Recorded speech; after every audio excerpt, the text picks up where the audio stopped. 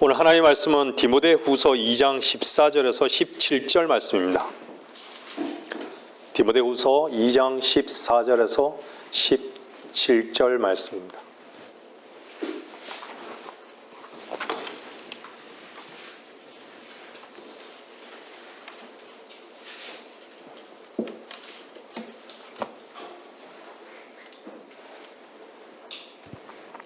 디모데후서 2장 14절에서 17절 말씀입니다. 사람들에게 이런 일들을 일깨워 주어 말다툼을 하지 말라고 주 앞에서 당부하라. 이는 아무런 유익함도 없고 오히려 듣는 자들을 파멸시킴이니라.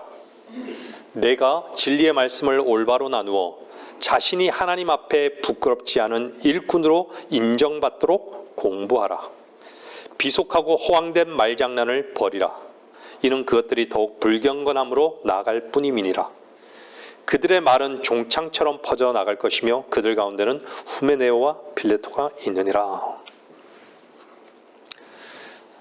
제가 성경을 처음 알고 성경에 대해서 처음 배울 때 이 구절을 처음으로 알고 충격을 받은 적이 있습니다.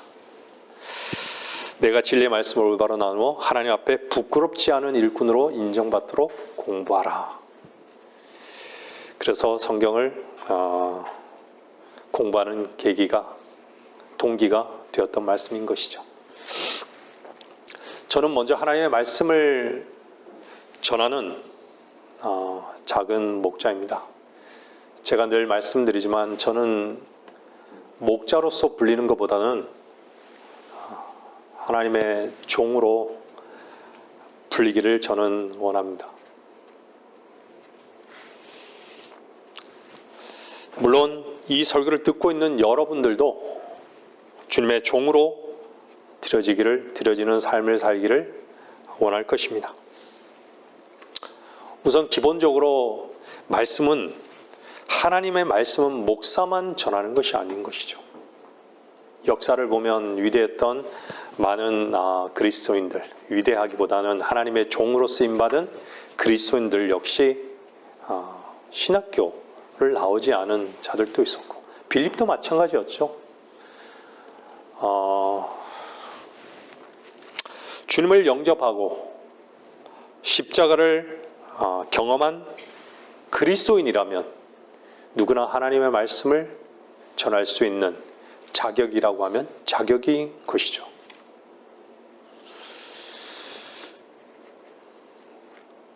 누가 그 자격을 세상적 기준에 맞춰서 정해놓은 것입니까? 결국은 새 불림과 이익 때문인 것이죠. 말씀을 듣고 있는 여러분이 주님을 영접하고 십자가를 경험한 그리스도인이라면 언제나 하나님의 말씀을 듣고 들고 날카롭게 말씀의 칼을 갈아야 합니다. 우리는 치열한 영적 전쟁 속에 살아가고 있습니다. 여러분들은 전쟁 중이십니까?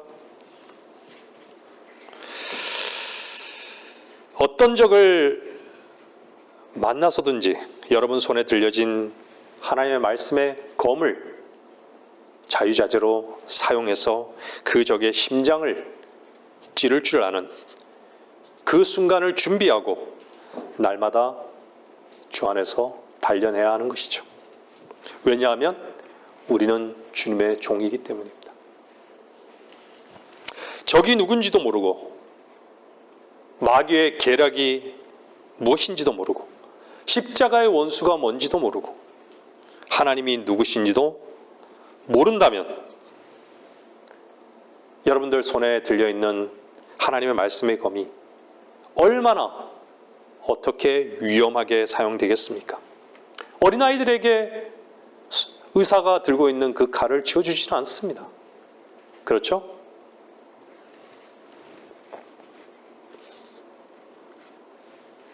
이 시대는 엄청난 지식과 과학과 철학의 도구를 이용하여 마귀들은 빛의 천사로 위장하고 있습니다. 얼마나 사탄의 종들이 의의 종으로 가장하는 시대에 살고 있는지 정신을 차리지 않으면 볼 수가 없는 것이죠. 정신을 차리지 않으면 사탄의 그 종들의 위치에 있게 되는 것이죠.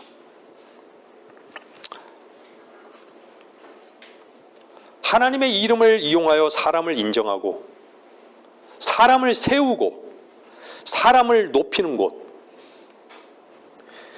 그곳은 사람을 부인하고 하나님의 이름만이 높임을 받는 이곳과는 얼마나 대조적인 것입니까?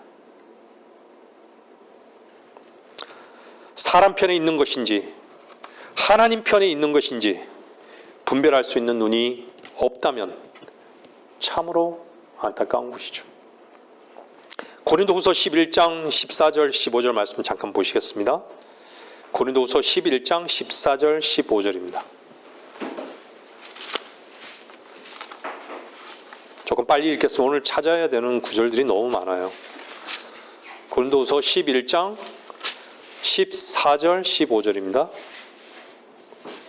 11장 14절 15절 이것은 놀랄 일이 아니니 이는 사탄도 자신을 빛의 천사로 가장하기 때문이라. 그러므로 사탄의 종들에 의해 종으로 가장한다 하더라도 큰 일이 아니니라. 그들의 종말은 그들의 행위대로 될 것이니라. 하나님의 종으로 자기 자신을 위장하고 있다는 것입니다. 사탄의 종들이 하나님의 종으로 위장하고 있다는 것입니다. 자기 자신을 위장하고 있는 것이죠. 자기의 힘으로 하나님을 섬기라고 자기의 길을 가도록 부추기고 자기의 행위로 자기의 의를 입증하라고 선포하는 종이 하나님의 종이라고 불리는 것, 그것 이상한 일이 아닌 시대가 되어버린 것이죠. 온통 자기를 근거로 하라고, 하지 말라고, 옳다고, 옳지 않다고. 결국 주님이 아담 안에 속한 모든 것을 다 끝내신 것을, 그것은 믿지 않는 것이고 결국 주님을 믿지 않는 것이죠. 믿고자 하는 자들을 믿지 못하게 하고 그래서 영원한 지옥으로 끌고 가는 것이죠. 사탄의 종들은 참으로 혼탁하고 무서운 시대에 살고 있습니다. 여러분은 하나님의 말씀으로 먼저 적군을 정확하게 구별할 줄 알아야 합니다. 그 부분에 대해서 좀 더 날카롭게 여러분의 말씀의 검을 사용할 줄 알아야 됩니다. 그리스도로 사는 사람은 말씀의 검이 언제나 준비되어 있어야 합니다. 그것에 대해 감사하고 그렇게 준비케 하신 주님 앞에 우리는 영광을 돌려드려야 하는 것입니다. 본문으로 돌아가면 성경에서 하나님 말씀을 공부하라. 다른 곳에서는요, 다른 개혁 성경에는 공부하라라고 나오지 않죠. 모든 비진리와 이단들은 디모데후서 2장 15절을 몰랐기 때문에 생겨났습니다. 진리의 말씀을 올바로 나누지 않았기 때문입니다.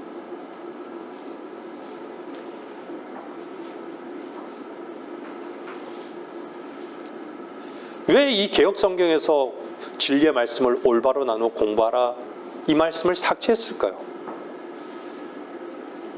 사람들이 가장 증오하고 싫어하는 단어는요, 나누는 것입니다. 분리라는 단어예요.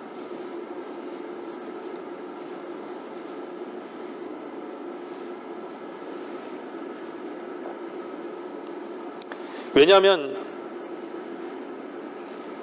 사실 지금과 같은 이 마지막 시대, 이 시대 속에서 가장 소중한 단어가 무엇이죠? 세계화. 세계화라는 건 하나라는 거예요. 하나. 세계는 하나. 하나 되는 것입니다. 통합인 것이에요. 무조건 받아들이자는 것이죠. 가장 크게 사용되는 구호인 것이죠. 근데 하나님 말씀은 분리를 말씀하고 있죠. 하나님 말씀은 칼이에요. 검이에요. 자르는 것이죠. 나누라고. 하나님은 어떤 분이세요? 빛과 어둠을 나누셨잖아요. 땅과 하늘을 나누셨잖아요. 물과 땅을 나누셨잖아요. 죄와 악을 나누셨잖아요. 선과 악을 나누셨잖아요. 선과 의를 구분하셨잖아요.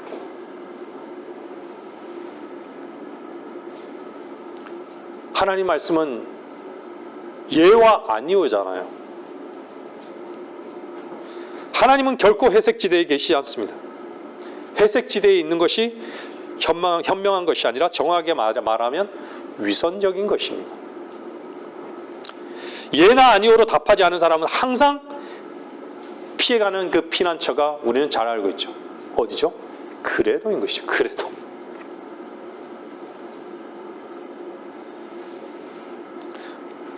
김 목사님께서 항상 저에게 혼자 있는 시간을 많이 가지라고 이렇게 권면해 주셨습니다.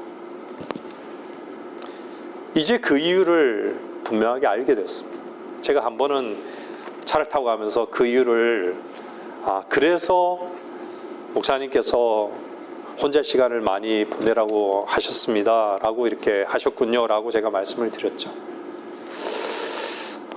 혼자 있으면 참 많은 유익이 있습니다.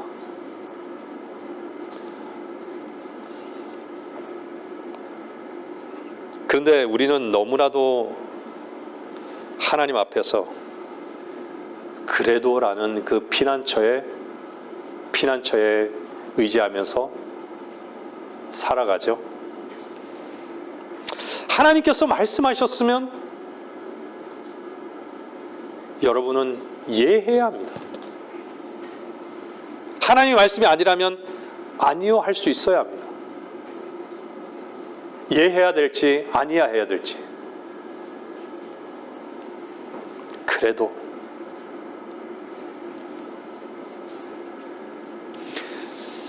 그리스도인들은 이렇게 단순해야 되는 것이죠. 예냐 아니오냐.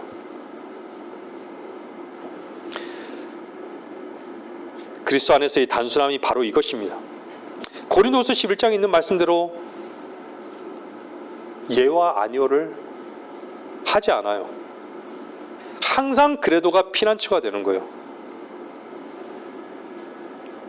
저는 이 말씀을 처음 들었을 때요, 상당히 많이 찔렸어요.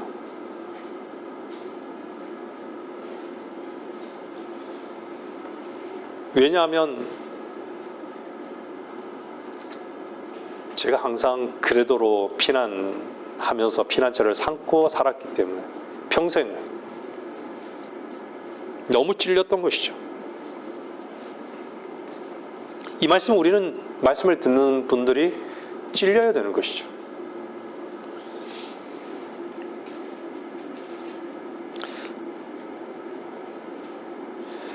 항상 우리는 하나님 앞에 불순종하기를 원하면요, 저는 불순종하고 싶습니다 라고 얘기하지 않아요. 그렇죠? 그래도 라고 얘기하죠.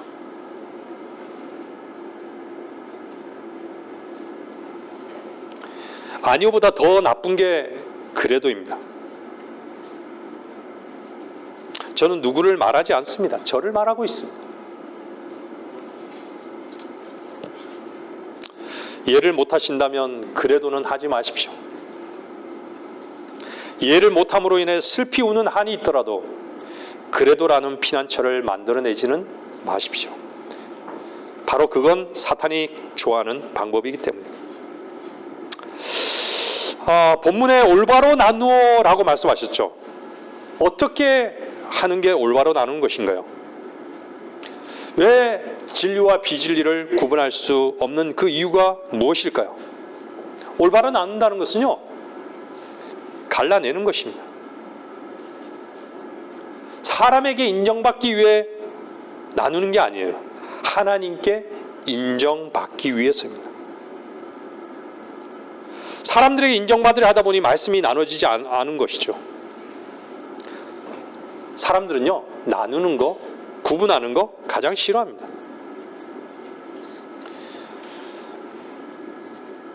세계는요, 에큐메니칼, 교회 다원주의라 그러죠. 모든 종교들을 다 포함해서 하나로 만들었습니다. 이제는 자연스러워요.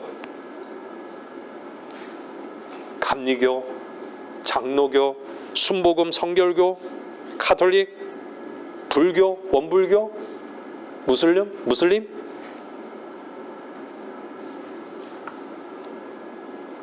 서로 비판하지 말자 이거죠. 하나가 되자 이거예요. 최고의 목표는 하나입니다. 그 하나가 어디로 향할지 우리는 아는 것이죠. 저 그리스도의 길을 예비하는 것이에요.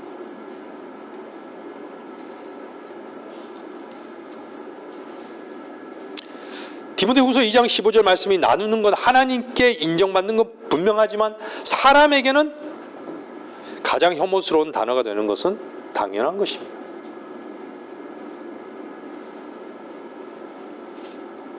세상은 사랑과 평화라는 단어를 결코 싫어하지 않습니다. 거짓 사랑, 거짓 평화, 그런 말을 누가 좋아하겠습니까? 누가 거짓 사랑, 거짓 평화를 외칩니까? 누구만이? 그리스도인만이. 하나님 말씀을 존귀하게 여기는 그리스도인만이 그렇게 외칠 수 있는 것이에요. 하나님 사랑 이외에는 모두가 다 거짓 사랑이에요. 주님이 이 땅에 오시기 전에는 결코 평화롭지 않다. 다 거짓 평화다. 우리는 너무나도 익숙해서 자연스러운 거죠. 익숙한 얘기지만 제가 말씀드리는 이 말씀에 어쩌면 반기를 드시는 분도 있을 수 있어요.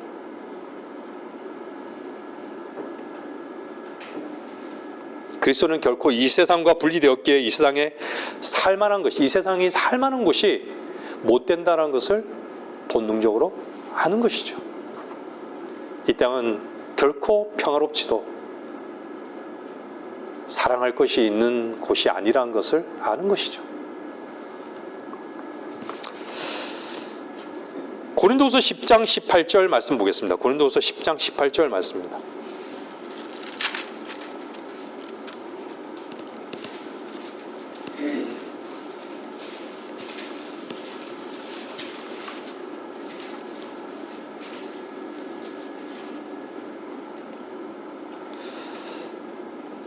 고린도후서 10장 18절입니다.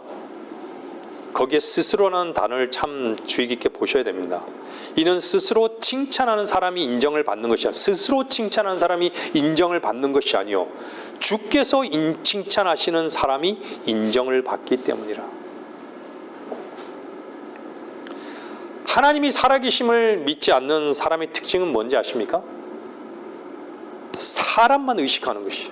사람을 두려워하는 것이에요. 사람이 인정하고 칭찬하면 된 것이죠.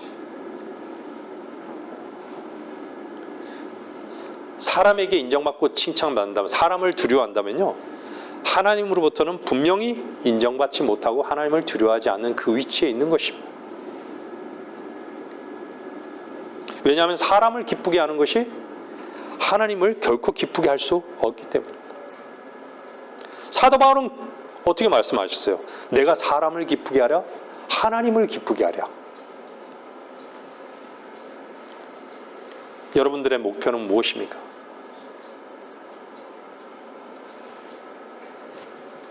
그리스도인의 목표는 사람으로부터의 칭찬이 아니라, 인정이 아니라 하나님께로부터의 칭찬과 인정이 되어야 되는 것입니다.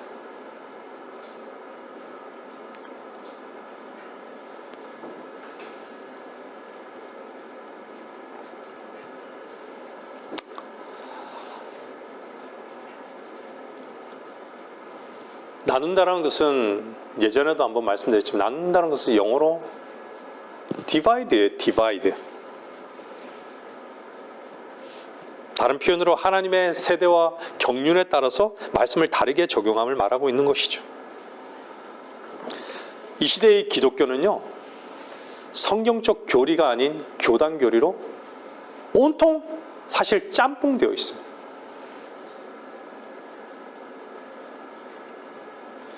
기독교가 하나님께 인정받을 것이 영적으로 건강한 상태가 아니라는 것을 대부분의 교인들이, 교회를 다니는 사람들이 인정하는 분위기가 되어버렸습니다. 기독교가 아니라 이제 개독교가 된 것이죠. 안타까운 현실이 된 것이에요. 설교가 하나님의 말씀으로 교리와 책망과 바로잡음과 의로 훈육한 것과는 너무나 멀리 가버린 것입니다.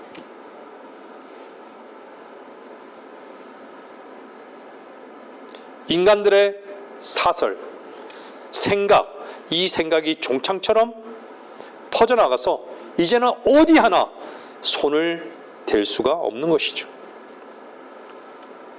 온 몸에, 온 교회에 성한대가 없는 것이죠.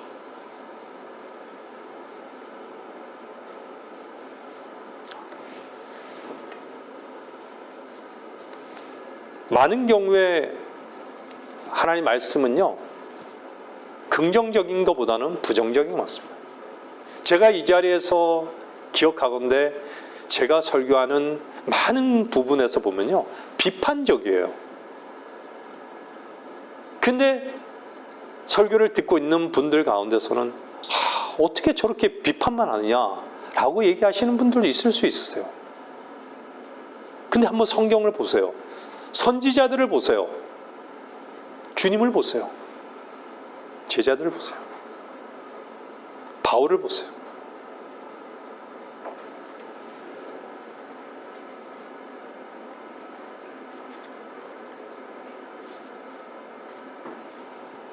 하나님의 선지자들과 주님의 설교는 긍정적이지 않았습니다. 이미 인간이 부정적이고 하나님과 분리되어 있는데 어떻게 비판하지 않을 수 있습니까? 어떻게 부정적인 설교를 하지 않을 수 있습니까?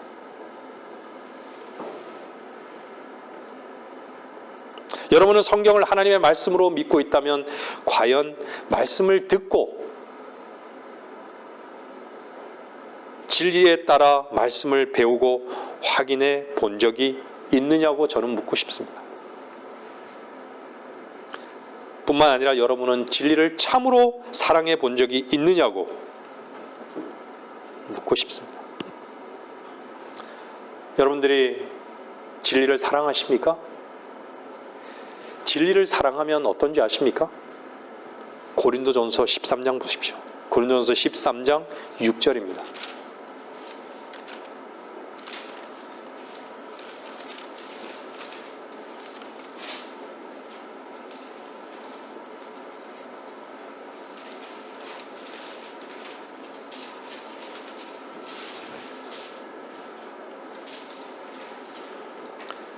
고린도서 13장 6절, 불의를 기뻐하지 아니하며 진리를 기뻐하고, 불의를 기뻐하지 아니하며 진리를 기뻐하고,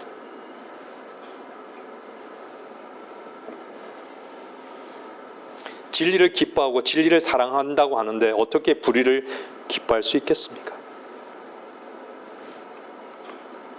모든 사람들이, 많은 사람들이, 소위 하나님을 믿는다고 하는 사람들이 진리의 말씀을 사랑하고 하나님의 진리의 말씀 가운데 옳은 위치에 있기를 기도하고 있습니다.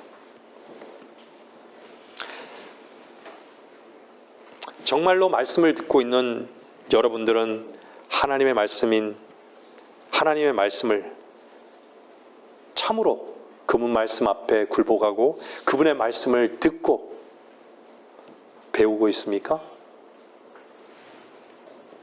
참으로 진리를 사랑하고 있냐 말을 묻는 것입니다. 한번 여러분 스스로 확인해 보시기 바랍니다.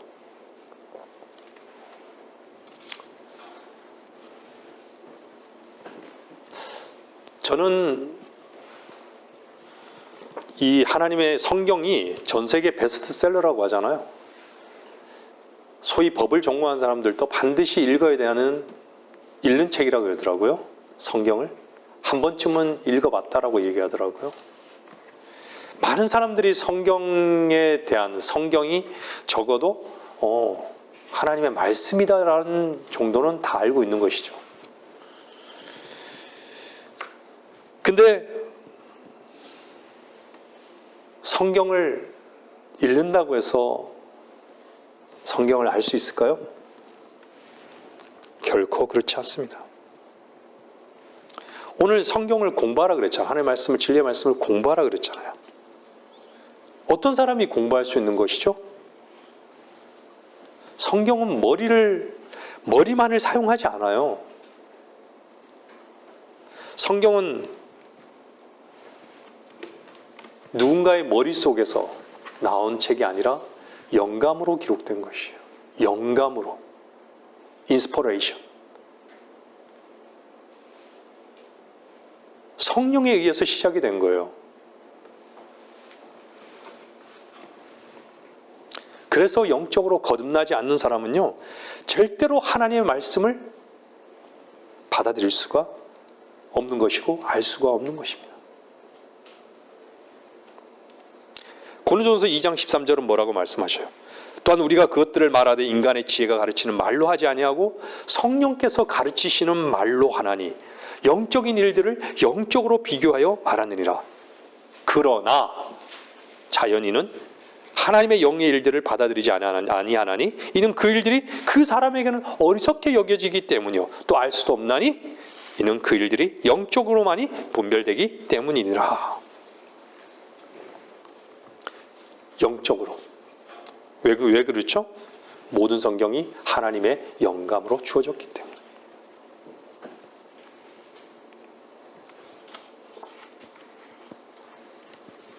머리 좋은 사람이 성경을 많이 안다라고 하면요, 우리나라 하버드생이나 서울대생이 가장 성경을 잘 아는 사람들이 되겠죠.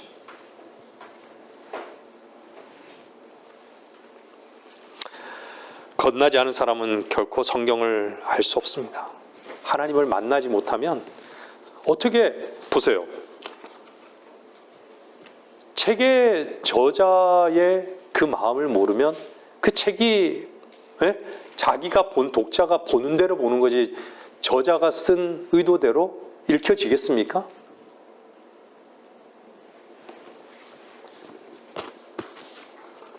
세상의 모든 학교에서의 문제도 출제자의 그 의도대로 국어 시간에 문제를 냈어요. 보편적인 답을 요구하는 것이죠.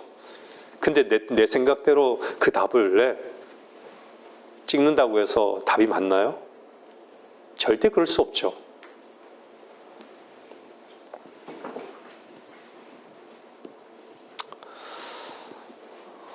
말씀을 듣는 분들이 점검해야 되는 것은요, 내가 주의 말씀으로 말미암아 참으로 거듭났는가? 내 안에 주의 영이 살아계신가? 반드시 점검해야 합니다. 우선 제가 말씀을 나눠야 되는 부분에 대해서요, 여러분들이 잘 집중해서 들어야 하는 시간입니다. 몇 가지 전해야 할 바를 전하고자 합니다. 여러분들, 구약 성경에는요, 구약 성도는 거듭난 사람이 한 사람도 없었습니다. 뿐만 아니라 구약 성도 중에서는요, 주 예수 그리스도 안에서 택함 받은 사람도 없었습니다. 영적인 할례도 없었던 것이죠. 실제적인 할례만이 있었던 것이죠. 뿐만 아니라 휴거는, 여러분, 휴거는 지상 재림과는 다른 것이죠. 휴거는 어디에서 일어나는 거예요? 공중에서 끌려 올라가는 거예요. 우리 몸이 변화돼서 끌려 올라가는 것이에요. 근데 재림은 뭐죠? 하늘에서 내려오는 것이에요. 휴거는 올라가는 것이고 재림은 내려오는 것이에요. 분명히 시점이 있다는 것이죠. 그래서 휴거와 재림은 다른 것입니다. 그리고요, 세상은 성경을 잘못 나누어서 봄을 통해서 엄청난 문제들이 생긴 줄 아십니까? 유대인과 이방인과 하나님의 교회를 나누지 못했기 때문에, 유대인에게 준 약속을 교회가 취했기 때문에,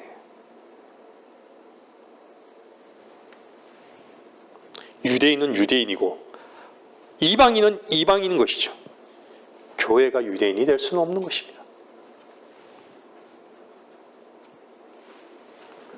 또한요, 천국과 하나님 나라와 하늘 나라는 다른 것이에요.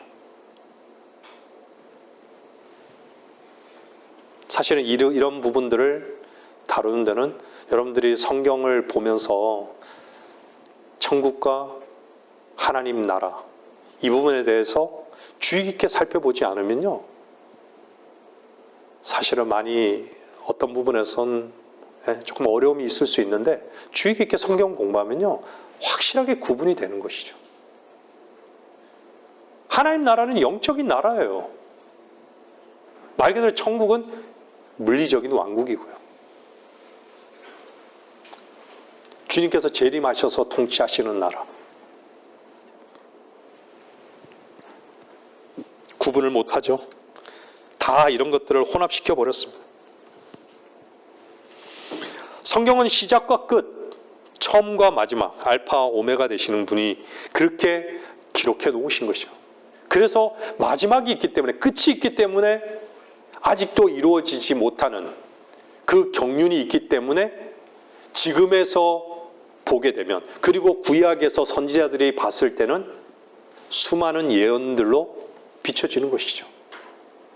우리에게도 이루어지지 않은 예언들이 있잖아요. 아직도. 왜? 이 땅에는 아직도 무엇이 있죠? 대환란이 있기 때문에. 근데 설교를 들으시는 분들 가운데 마태복음 24장의 대환란, 분명히 대환란이 있으리니 했어요. 근데 많은 사람들이 구약의 많은 사건들, 성경에 나오는 사건들을 과거적으로, 이미 이루어진 과거로 보는 것이죠. 환란과 대환란을 구분하지 못하는 것이죠. 마태복음 24장과 야고보서 2장, 히브리서 3장, 6장, 수많은 신약의 그 구절들을요 오해했기 때문에 감리교가 생기고 순복음교회가 생기고 다양한 교회가 생긴 것이죠. 마태복음 24장은요 끝까지 견디는 자는 구원을 받으리라 이렇게 얘기해요. 성경에서 다 같은 끝이 아니에요. 인생의 끝도 있고요, 경륜의 끝도 있고, 마지막 끝이 있는 거예요. 마지막 때가. 그 끝을 얘기하는 거예요.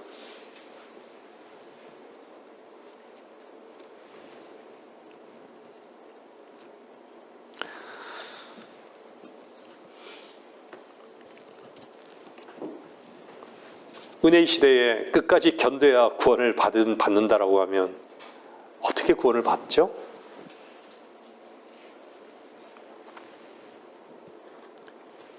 믿음 플러스 행위라고 하면 어떻게 구원을 받을 수 있을까요? 과연 몇 명이 구원을 받을 수 있을까요?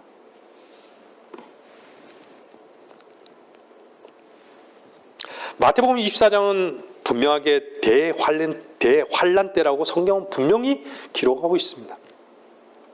은혜의 복음 시대 때가 아닌 것이죠.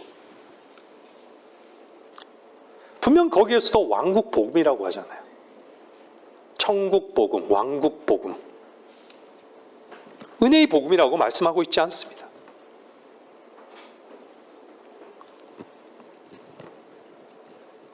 은혜의 복음과 왕국 복음은 완전히 다릅니다. 야고보서 2장은 그와 같이 행함이 없으면 믿음만으로 죽은 것이라. 오 허황된 사람아, 살아. 행함이 없는 믿음은 죽은 것인 줄 내가 알고자 하느냐? 영이 없는 몸이 죽은 것 같이 행함이 없는 믿음도 죽은 것이니라. 행함으로 입증해야 되는 거예요. 우리는 행함으로 입증하는 시대에 살고 있습니까?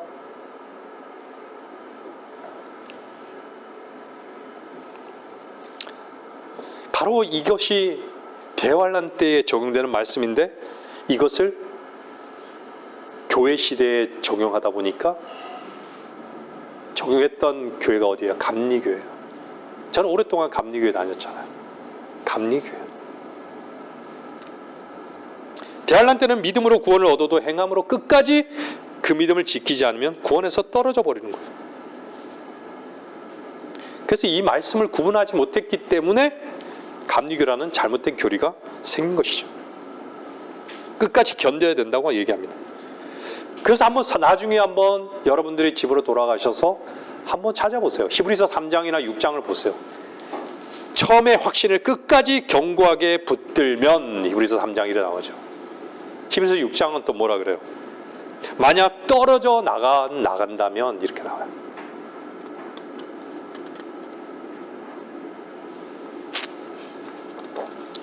순복음은요, 사도행전 2장이나 고린도전서 14장, 예? 이것으로 살죠. 그들에겐 필요한 건요, 기적과 이적밖에 없어요. 주님이 이 땅에 오셔서 메시아임을 입증하기 위해서 표적으로 시작된 유대인에게 표적으로 주어진 그 표적, 이적, 이스라엘의 왕으로 메시아로 오셨다라는 것을 입증하기 위해서, 예? 모세가 어떻게 이스라엘 민족을 출애굽시켰어요? 이적과 표적으로 시킨 거 아니에요. 이적과 기적으로요. 바로 모세와 같은 선지자가 주님으로 오신 거예요.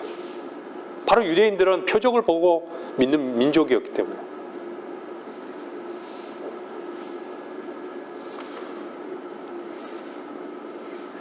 근데 은사주의자들은, 예? 표적만 있으면 되는 거예요. 이적만 있으면 되는 거예요. 신앙에 있어서. 성경에서 침례는 뭡니까? 대부분이 침례가 아니라 세례가 돼버렸지만요, 침례는 절대로 한 가지가 아니에요. 성경에 7가지 침례가 있는 것이죠. 특별히 중요한 것은 사도행전 2장 38절의 침례는요, 예수 그리스도 안으로 침례받는 것이 아닙니다. 영적 침례가 아니라는 것이죠. 기본적으로 사도행전은요, 신약의 역사서라고 할 수 있어요. 역사적으로 기록이 되어 있어요. 순차적으로 기록이 되어 있다는 것이죠. 사도행전 2장 38절의 그 침례는요, 유대인들이 받아야 할 침례를 말하고 있습니다. 사도행전 2장에 절대로 사도행전 2장에는 그리스도인이 등장하지 않습니다. 모든 사람이 유대인인 것이죠. 또 중요한 기점은요, 사도행전 12장입니다. 신약 성경이 사도행전 12장 이전에는 쓰여지지 않았어요. 구약 성경만 있었던 것이죠. 성경이 신약 성경이 언제쯤 완성되나요? AD 90년. 요한 1서, 요한 2서, 요한 3서, 요한 계시록. 시점이 이 기록된 시기가 왜 중요한지 아주 중요한 부분들이 있어요. 왜 야고보서가 초창기에 쓰였느냐? 초창기에 쓰였다는 것은요, 누굴 대상으로 하느냐예요. 유대인을 대상으로 한다라는 거예요.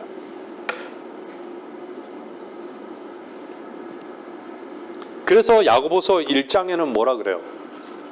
야고보서 1장에 뭐라 그러냐면요, 널리 흩어져 있는 12지파에게 문안한다 그러잖아요. 12지파. 신천지에도 12지파 있죠. 네?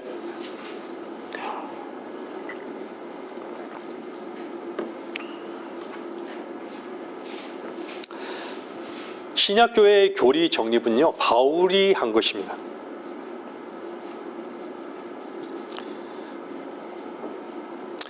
그래서 요한 1서, 2서, 3서, 요한 계시록 이 말씀은요, 마지막에 쓰여진 말씀들입니다. 그래서 서신서의 부족한 부분들을 하나님께서 요한 사도를 통해서 보완했던 것이죠. 사도행전 2장은 교리적으로 은혜와 교회 시대의 교리가 하나도 제시되지 않습니다.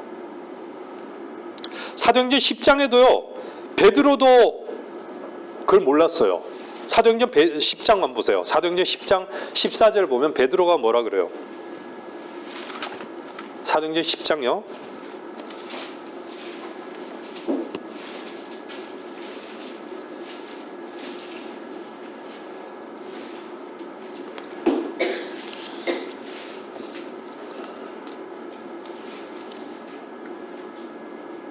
베드로가 말하기를 주여 그럴 수 없나이다. 나는 결코 속되거나 불결한 것을 먹은 적이 없나이다 라고 하니, 근데 베드로에게 하늘에서 보자기가 내려온 것이죠. 환상을 본 것이죠. 그런데 뭐라 그래요? 그걸 먹으라고. 여러분들 성경에서 먹지 말아야 될 그 불결한 것들에 대해서는 레위기 11장에서 자세하게 이렇게 나와 있어요. 예? 돼지고기나 갯벌에 사는 그런 고기들. 예? 그때는 사실 베드로가 왜 이런 얘기를 하죠? 예? 주여 그럴 수 없나이다. 결코 속되거나 불결한 것을 먹은 적이 없나이다.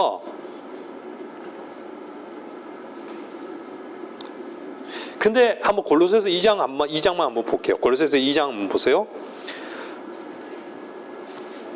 2장 16절. 골로새서 2장 16절 보세요.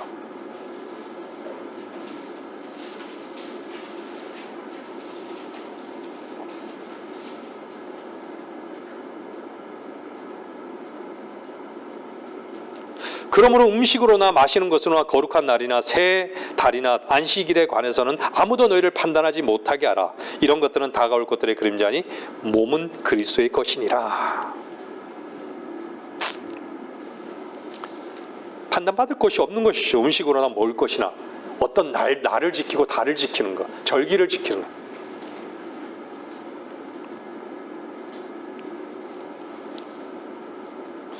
이 그림자는요, 히브리서 10장 말씀에 의하면 율법에는 다가올 것들의 그림자는 있으나 라고 얘기하는 것이죠. 그래서 베드로는 사도행전 10장에서 구약의 율법이 어떻게 종결이 된 것인지 사실 모르는 것이에요.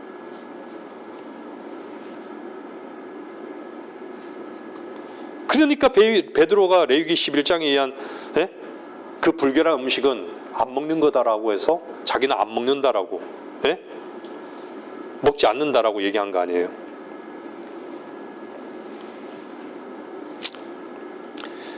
그래서 골로새서 2장 말씀 조금 전에 읽었던 그 말씀은 사도 바울에 의해서 교리적으로 정립되고 난 후에 어떻게 됐죠? 음식으로나 판단받을 게 없다고, 먹을 수 있다라는 얘기예요. 빚제 먹지 마라. 여러분들 순대 먹잖아요, 그죠? 맛있는 선지국 먹죠. 게 같은 거 안 먹어요? 돼지고기 안 먹어요? 다 맛있게 먹잖아요. 제가 봤을 때 여기 돼지고기 못 먹는 분 하나도 없는데.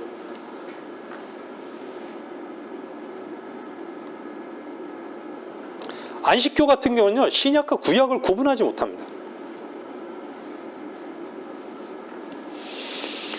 아직도 그림자가 끝난 걸 모르는 것이죠. 매일 안식일 하는 것이죠.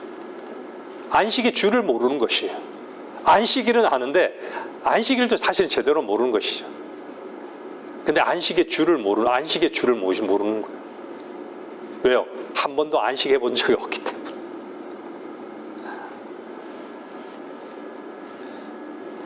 안식일은요, 사실 구약 율법이 주어지고 창세기의 그 안식과 안식일은 다른 것이에요.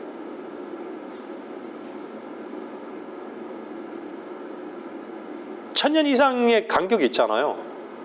1600년인가? 그렇죠? 제가 정확하게 그 연도는 기억을 못하는데 그 간격이 있어요. 안식일이 주어진 간격이. 안식을 말씀하시고 안식일이 주어진 건요, 오랜 시간이 걸렸어요. 율법으로 주어졌기 때문에. 근데 참 사두개인과 바리새인들은 주님이 오셨을 때 안식에 줄을 놓고 왜 안식일을 안 지키느냐고. 똑같은 것이죠. 안식 교단도 마찬가지예요.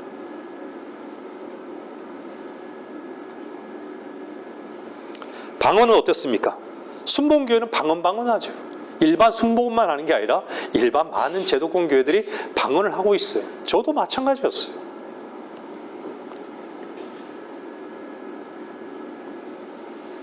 방언이랑은 뜻도 없고요. 뜻이 없이 짓거려지는 거예요.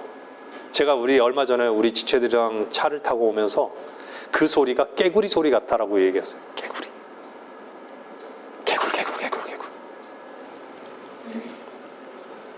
성경에서의 방언은 하나님의 위대하신 일들을요, 하나님의 말씀을 전하고 선포하는 언어였던 것이죠. 그 대상을 보세요. 유대인들이에요.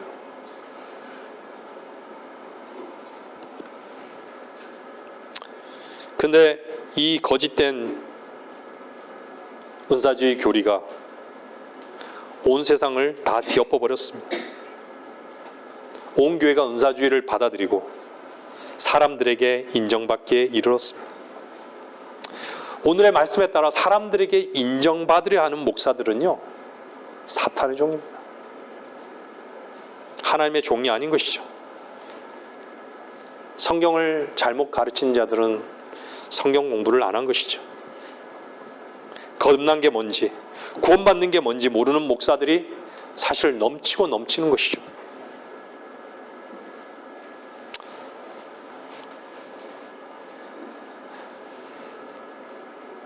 이 말씀을 들으신 분들 가운데 저에게 그럴 수도 있어요. 네가 뭘 안다고. 너가 미쳐도 제대로 미쳤구나 라고 하시는 분들도 있을 수 있습니다. 저는 그리스도께만 미치기를 원합니다. 사람들의 어떠한 그런 평가 저는 괴념치 않습니다. 사람들의 말은요, 종창처럼 퍼집니다. 제일 잘 퍼지는 게 뭐죠? 누룩입니다. 누룩. 조금만 빵에 들어가면 전체를 부풀게 하는 것이죠. 그래서 성경은 마태복음에서 제가 찾아보지 않겠으나 마태복음 13장에 나오죠. 천국 어떤 여인이 가져다가 가루 서말에 숨겨 넣어 전체를 부풀게 한 누룩 같으니라.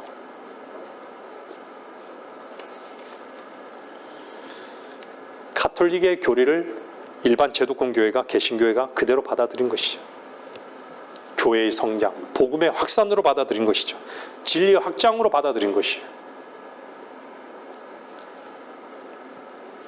누룩은 성경에서 불결한 것이에요.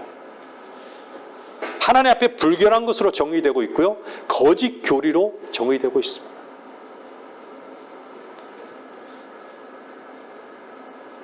출애굽기 34장 25절은 뭐라 그래요? 너는 내 희생 제물의 피를 누룩과 함께 드리지 말고 유월절의 희생 제물도 아침까지 남기지 말지니라. 온 교회의 누룩이 완전히 퍼져버린 것이죠. 그래서 성경은 주님께서 뭐라고 그래요? 바리새인과 사두개인들의 누룩을 조심하라고. 비진리적이고 비성경적인 그러한 논리들을 누룩이라고 하는 것이죠. 이 여인이 가루 서말 속에 집어넣은 것이죠. 이 여인이 누구예요? 요한계시록 12장에 나온 그 여인, 가톨릭인 것이에요.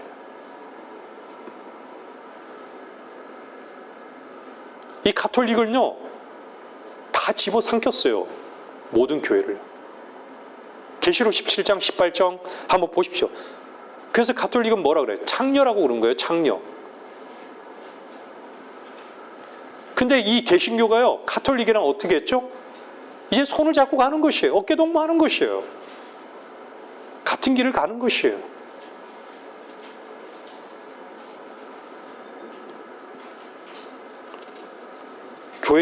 교회라고 하는 개신교가 이제는 더 창녀의 교회가 창녀의 위치에 있게 된 것이죠.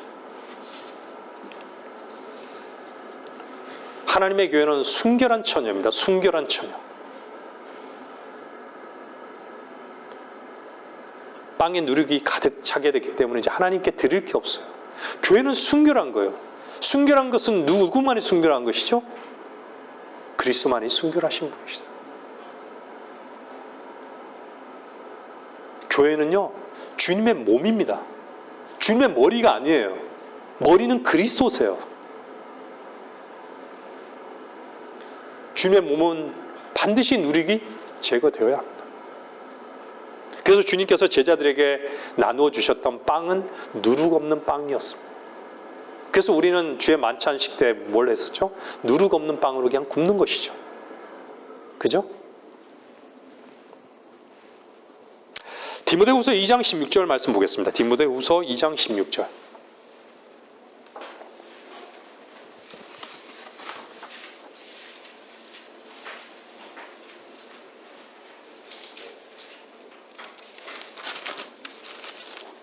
아까 전에 본문에 나온 거죠. 비속하고 황된 말장난을 버리라.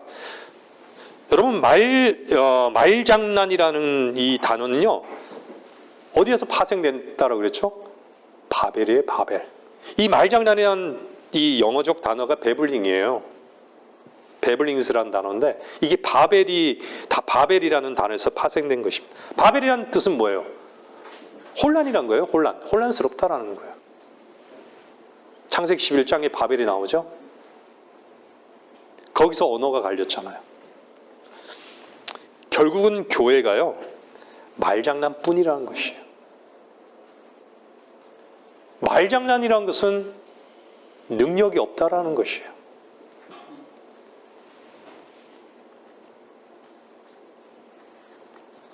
여러분들은 예전에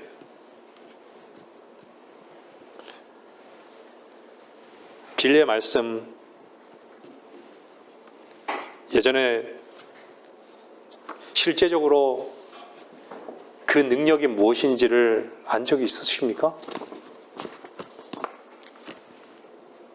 이기심의 능력이 무엇인지 안 적이 있으십니까?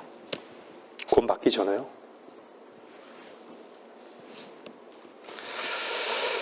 하나님의 말씀을 가지고 얘기한다고 하지만요, 전부 다 이제는 말장난하는 거죠. 실제적 능력이 없이 허풍만 떠는 것이죠. 실제로요, 아무것도 이루어지지 않는다는 것이에요. 말씀 앞에 굴복도 세상을 부인함도 없이 그저 의무만을 행한 것에 안도하고 교회를 나오면 거기에 이제 안도하는 것이죠. 아, 이제 주일 예배 드렸지? 교회 나가면 끝. 자기 얘기를 가는 것이죠.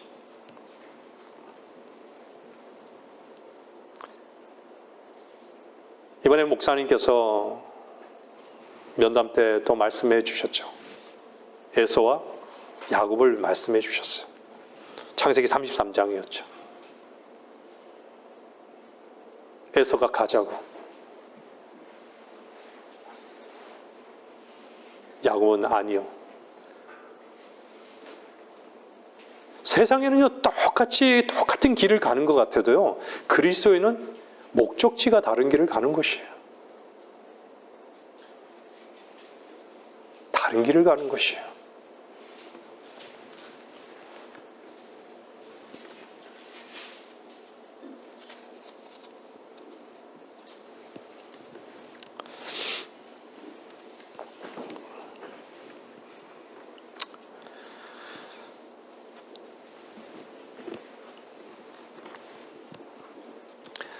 많은 종교인들이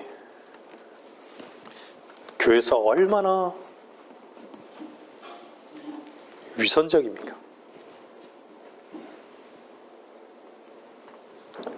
얼마나 다른 사람한테 선하게 보이기 위해서 미술을 짓고 봉사를 하고 그렇습니까? 그리스도는요, 선한 일을 하는 게 아니죠. 선한 일을 하는 게 아니라 선한 하나님의 붙들린 삶에 민감하게 움직여지는 것이에요. 교회에서 분주히 움직이는 것은 주님의 사랑이 강건하여서 움직여지는 것이지 의무적이지도 강제적이지도 않는 것이죠. 다른 사람 시선에 따라 선하게 보이기 위해서 움직여지지 않는다는 것이에요.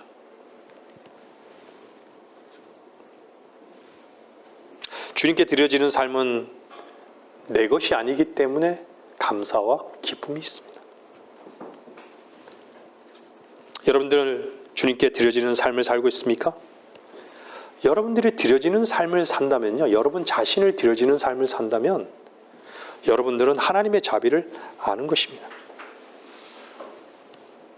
그리스도인은 주님께서 우리 안에 능력이 되길 원하고 그분이 승리자가 되시기만을 원할 뿐입니다.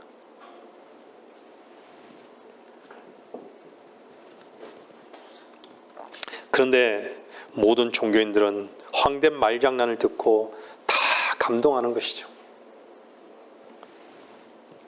그 감동은 다 거품인 것이죠. 시간이 지나가면 바람 한번 불면 전부 다 사라져버리는 것들. 진리의 말씀으로 거듭나셨습니까?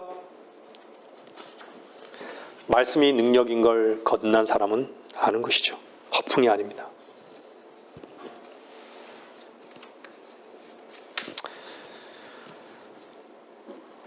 허풍은요, 거듭난 사람이라 할지라도 사실은 파멸을 시켜버리는 것이 문제인 것이죠. 디모데후서 2장 14절 뭐래요? 오히려 듣는 자들을 파멸시킴이니라 이러잖아요. 디도서 1장 한번 잠깐 보시겠습니다. 디도서 1장 11절. 디도서 1장 11절요.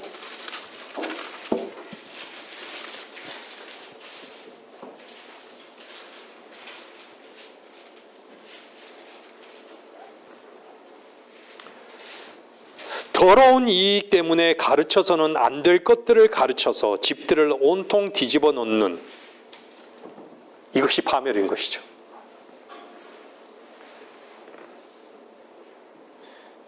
그들의 입을 막아야 될 것이라. 사도행전 15장에는요, 한번 사도행전 15장 한번 보세요. 사도행전 15장에 보면은, 사도행전 15장 좀 부지런히 좀 찾으셔야 됩니다. 사도행전 15장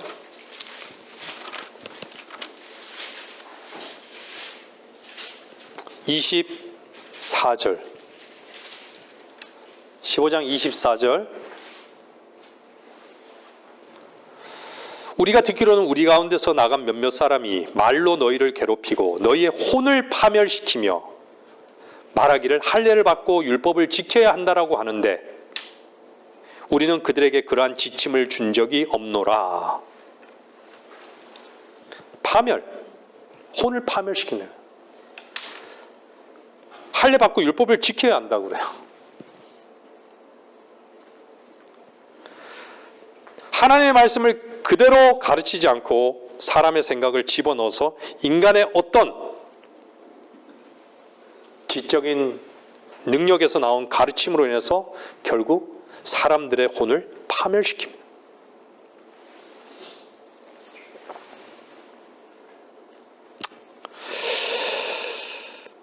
혼을 파멸시킨다는 것은 그 사람의 혼이 어떤 사람의 지배 속에 들어가 있는 것입니다.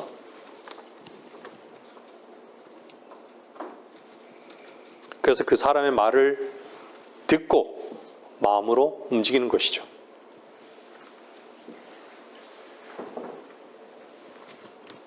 그렇게 되면 결국 그 사람은 사탄의 종로로 타게 되는 것입니다. 사탄은요, 사람이 건의를 이용해서요, 그 입을 통해서 그 사람들의 말씀 앞에 있는 그 건의를 제거시키는 것이에요. 하나님보다 자기 자신을 더 세우는 거예요. 그래서 대부분 종교 교회는, 제도권 교회는요, 목사를 신뢰하는 거예요. 목사를 하나님의 건의보다 더 세우는 거예요. 가톨릭 보세요. 교황이 최고의 건의잖아요. 말씀을 해석할 수 있는 말씀의 건의보다 더 높잖아요. 과연 우리는 우리 자신이 과연 하나님의 말씀 앞에 굴복하지 못한다면 우리 역시도 그런 교만의 위치에 있는 것이에요. 말씀의 건의 앞에 없으면요, 사람들의 혼은 파멸되는 것이에요.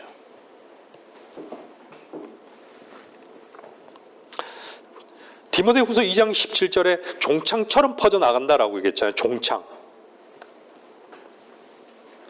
야고보서 5장 3절 한번 보시겠습니다. 야고보서 5장 3절요.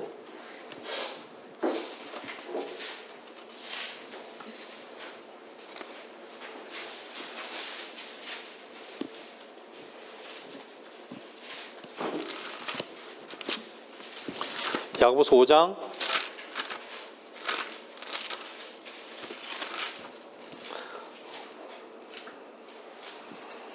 3절요.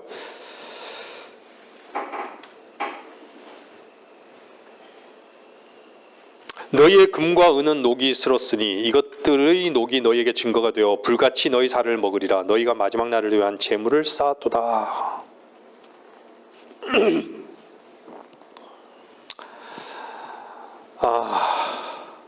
여기서 종창이 좀먹는 것으로, 좀먹은 것으로, 녹슬은 것으로 이렇게 연결하고 있습니다. 녹이 슬고 쌓았다라고 이렇게 이미 그렇게 되어 있죠. 여기서 교리적으로는 사실은 대환란을 다루고 있는 것이죠. 대환란 때를 위해서 지금의 이 교회 시대 때, 이 마지막 교회 시대 때 재물을 쌓는다. 결국은요, 어디로 이어지는 것일까요? 어디로 이어지는 것일까요?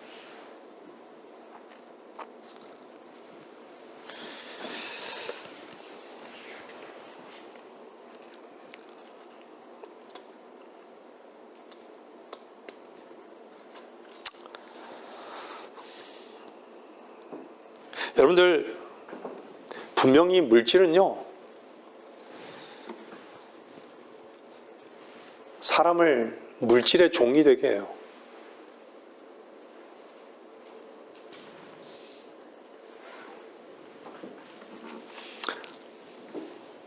물질이 많은 게 그 사람을 행복하게, 풍요하게 아닌 것입니다.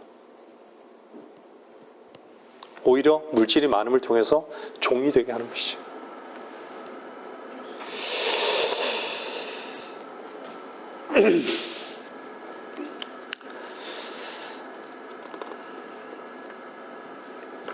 열왕기하 4장 한번 보겠습니다. 열왕기하 4장 38절요.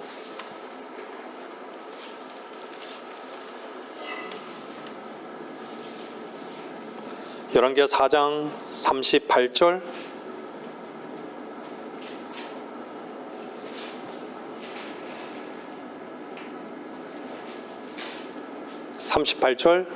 에서 40절까지 보겠습니다. 자, 엘리사가 다시 길갈에 오니라. 그때 그 땅에 흉년이 들었는데 선지자들의 아들들이 그의 앞에 앉아 있는지라. 엘리사가 그의 종에게 말하기를 큰 솥을 걸고 선지자들의 아들들을 위하여 국을 끓이라 하더라. 그때 한 사람이 나무를 캐러 들로 나가서 야생 동굴을 발견하여 거기서 야생박을 그의 옷자락에 가득 담아와서 국 끓이는 솥에 썰어 넣었으니 이는 그것이 무엇인지 그들이 알지 못함이더라. 그리하여 그들이 사람들에게 떠주어 먹게 하니 그들이 국을 먹다가 소리질러 말하기를 오 하나님의 사람이여 솥에 죽음이 있나이다 하고 그들이 먹지 못하더라. 이 시대에 교회에서 주는 영적 양식 전부 다 야생박을 썰어서 솥에 넣어 끓여주는 사망의 음식인 것이죠.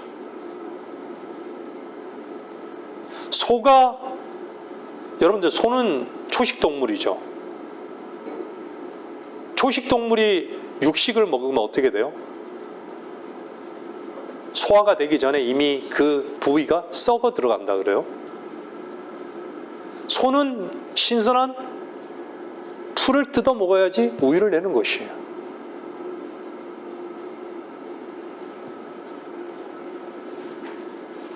수많은 교회들에서 말씀이 선포되고 있어요. 과연 영적 양식을 얻고 있는가라는 것이죠.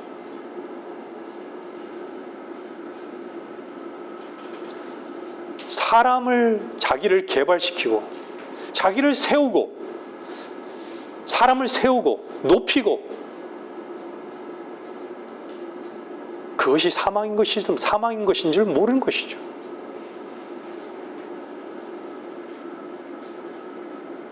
하나님의 생명의 말씀과 양식이 이미 교회에서 끊어진 지 오래된 것입니다. 근데 문제는요, 그걸 구분할 수 있는 사람들이 없다는 것이죠.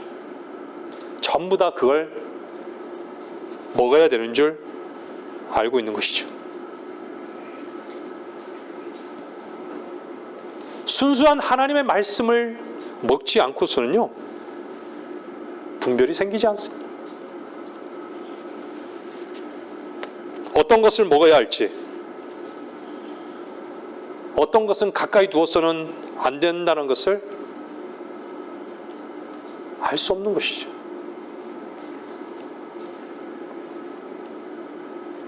사람들이 교회 출석하고 구원받고 주님 영접한 후부터 성경에 대해 관심을 갖기 시작하죠. 근데 문제는요, 사람들이 모르기 때문에, 성경을 모르기 때문에 성경의 그 건의자가 소위 목사라고 생각하는 것이에요.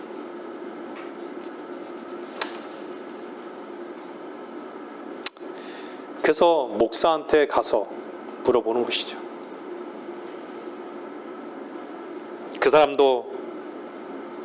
사람이 목사가 모든 것을 다 성경에 대해서 알고 있다라고 생각하는 것이죠. 제가 예전에도 한번 말씀드렸잖아요. 제가 고등학교 때 궁금해서 마태복음 24장을 저희 감리교회 목사한테 가서 물어봤죠. 그 성경 24장을 읽고 얼마나 두려웠겠어요.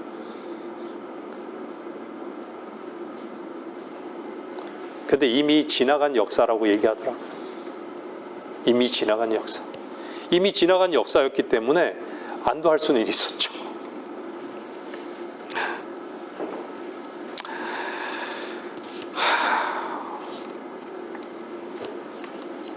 여러분, 파멸은요, 인간적인 열심은 파멸입니다.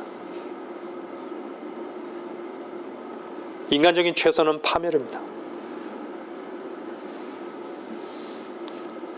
감정과 자극적인 종교 생활은 파멸입니다.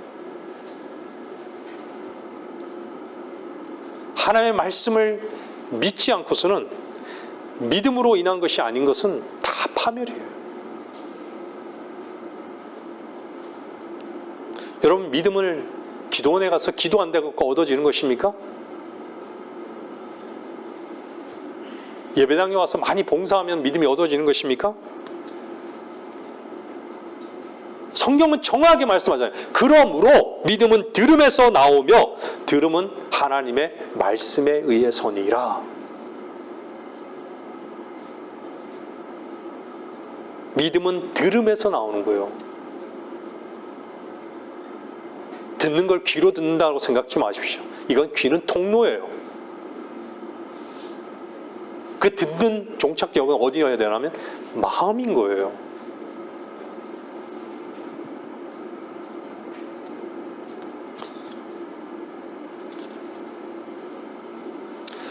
하나님의 바른 말씀을 듣는 걸 거부하고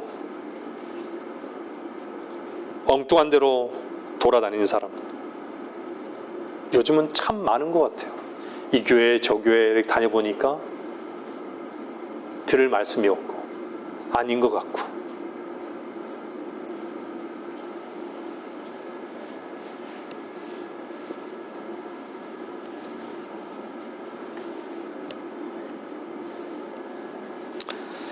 교회가 온통 가시덤불 엉겅퀴 야생밖에는 없는 것이죠.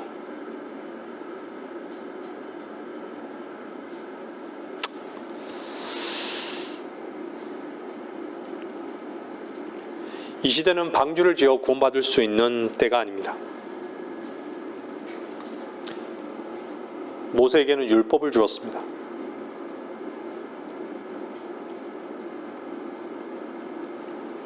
주님께서는 율법의 마침이 되셨습니다.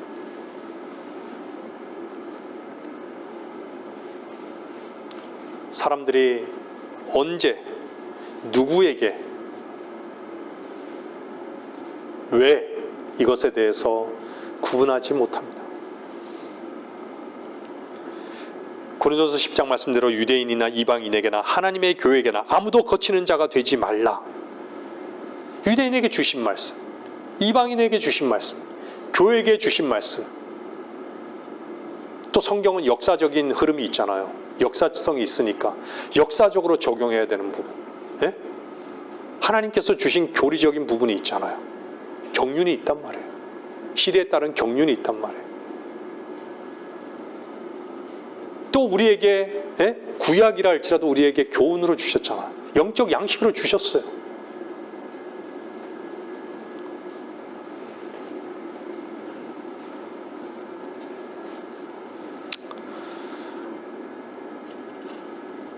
온 교회에서 행해지는 것 중에 하나가 뭐예요? 주기도문이잖아요. 주기도문. 주기도문은 교회에게 주신 것입니까? 주기도문은 교회에게 주신 것이 아니에요. 하늘에 계신 우리 아버지, 아버지의 이름이 거룩하게 되옵시고. 이 주기도문에 대해서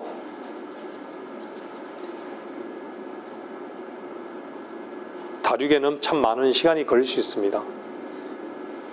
뭐 때가 되면 성경 공부 시간을 통해서도 주기도문을 한번 가르치고자 하는 마음은 있습니다.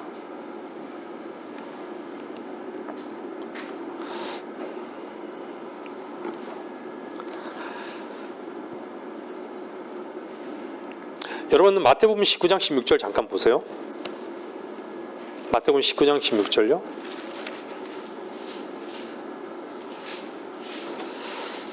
항상 시점은 주님이 십자가에서 죽기 이전과 이후, 십자가에서 죽은 기점이 바로 구약과 신약을 나누는 기점이 되는 것입니다.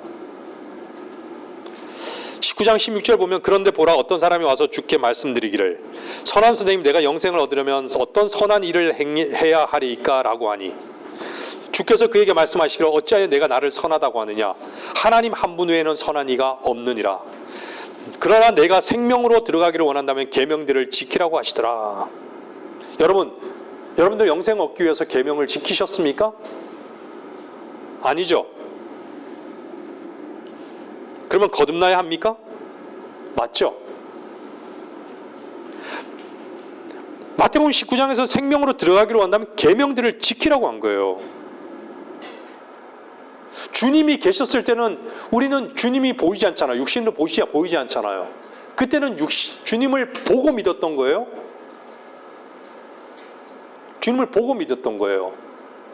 그리고 그 당시가 어떤 상황이에요? 율법적인 상황인 거예요. 유대인에게 오신 이스라엘 왕으로 오셨잖아요.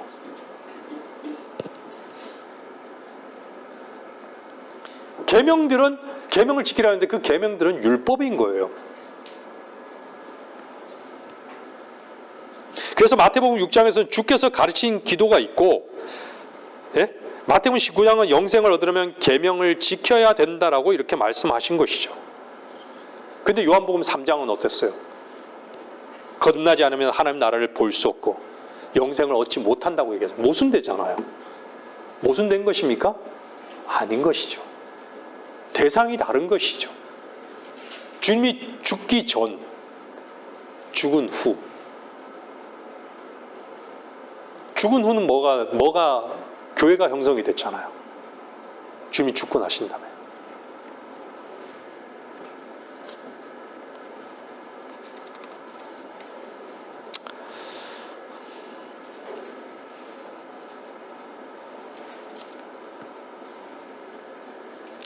계명을 지키라는 것은요, 유대인들이 율법 아래에 있을 때 말씀하신 말씀인 것이죠. 거듭나라는 것은 하나님이 세상을 이처럼 사랑하사 독생자를 주셨으니 누구든지 그를 믿는 자마다 멸망하지 않고 영생을 얻는다. 이 말씀은 교회 시대에 주신 말씀인 것이죠.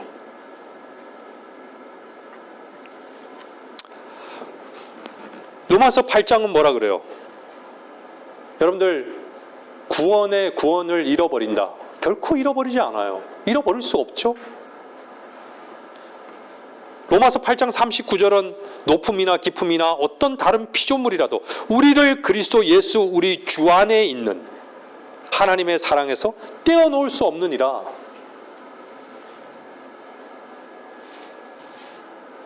로마서 8장 1절은 그러므로 이제 그리스도 예수 안에 있는 자들에게는 결코 정죄함이 없나니. 아멘이죠?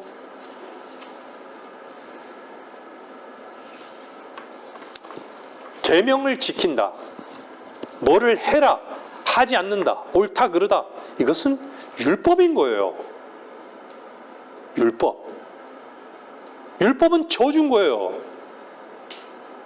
그래서 주님께서 십자가에서 다 이루신 거예요.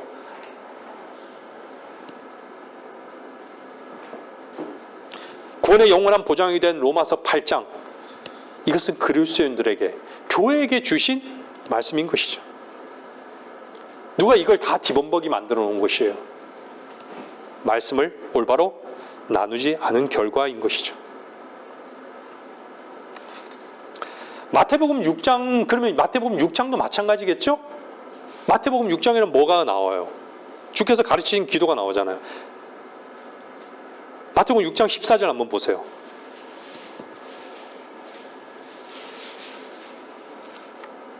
마태복음 6장 14절 보면요, 만일 너희가 사람들의 허물을 용서하면 하늘에 계신 너희 아버지께서도 너희를 용서하실 것이니라. 조건이 어떤 거죠? 너희가 용서한 만큼 하나님께서 나를 용서하세요. 근데 에베소 4장은 어떻죠? 한번 에베소 4장 보십시오. 에베소 4장 32절.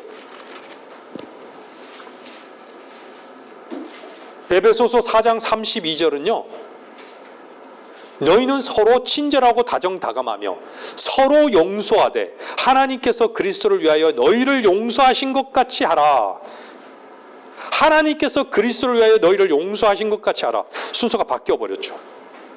너희들이 용서받을 수 없는 자였으나 하나님의 큰 자비하심으로 말미암아 용서를 받았으니 너희들은 빚진 자가 아니라 그러니 다른 사람들도 용서하라는 것이죠. 이게 신약적 용서의 개념입니다. 우린 용서받은 자잖아요. 구약은요, 죄사함을 받은 거예요. 죄가 덮인 거죠. 일시적으로 죄가 덮인 거예요. 용서받은 거예요. 근데 신약은 어땠죠? 단번에 죄가 주님께서 피 흘려 죽으심을 통해서 제거되신 거예요. 구약은요, 결코 깨끗게 되지는 않았었어요.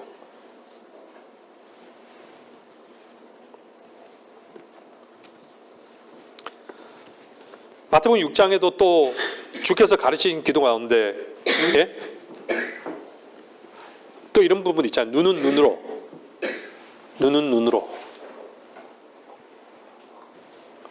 이것은 율법적 개념입니다.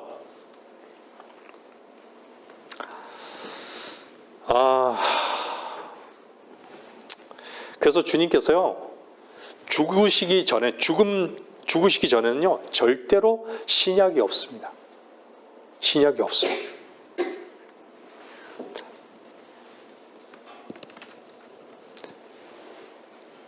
많은 사람들을 위해 흘리는 나의 새 언약의 피, 그 새 언약은요, 반드시 죽어야 되는 것이죠. 여러분들 유언이라는 것은 뭐예요? 죽어야지 효력이 있는 거 아니에요? 그래서 히브리서 9장에 뭐라 그러냐면 유언이 있는 곳에는 유언한 자의 죽음도 필연코 따라와야 하리니, 이렇게 말씀하셨잖아요. 주님이 죽으셔야 신약이 된다는 거, 아주 중요한 분기점인 것이죠. 그래서 마태복음 6장이나 19장이나 주님이 죽으시기 이전에는요, 유대인들에게 주는 말씀인 거죠. 계명을 지키라. 이런 것들을 혼탁하게 만들어버린 것이죠. 다시 얘기하지만 마태복음 24장은 교회 시대가 이미 끝나고 대환란 때 들어간 것입니다. 끝까지 견뎌야 한다고.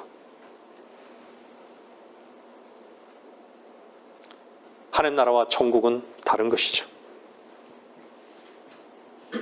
그래서 은혜의 복음에 대해서 완전히 다 혼탁하게 만들어버린 것이죠.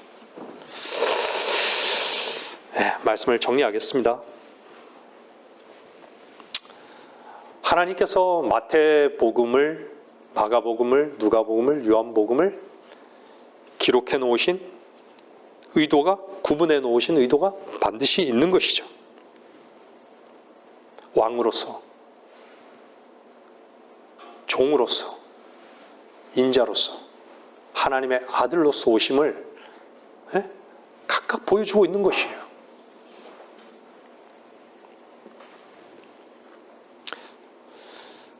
누가복음 13장 33절에 여자는 가톨릭입니다. 생명의 말씀을 전하는 종은요, 사람들에게 인정받지 않습니다. 여러분들이 하나님께 인정받아야 되는 존재들입니다. 그리스도는요, 하나님을 두려워하고 하나님께 인정받으면 그것으로 된 것입니다. 오늘 말씀 가운데 하나님의 말씀을 올바로 나누어 하나님 앞에 부끄럽지 않은 일꾼으로 인정받도록 공부하라. 일꾼으로 인정받아야 하는 것이 종들입니다. 말씀을 듣고 있는 여러분들이 정말 하나님의 말씀의 경륜에 따라서 이렇게 나누어 가르치고 설교를 들을 수 있는 이 귀한 복된 자리에 있는 것을 주님께 찬양하기를 원하는 것입니다. 말씀 마치겠습니다.